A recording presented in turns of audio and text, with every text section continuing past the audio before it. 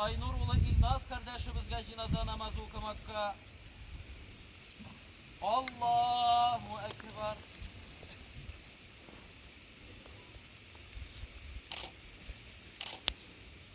Allahu Ekber.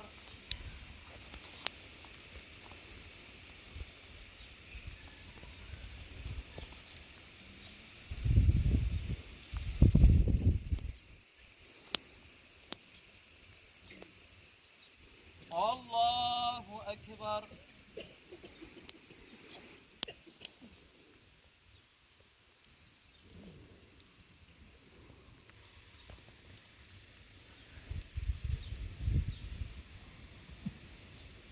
Allahu Ekber.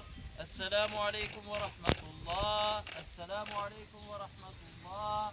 İnne lillahi ve inne ileyhi raciun. Niyet kılabız Aynur ulu İlduz kardeşimizge cenaze namazı okumakta.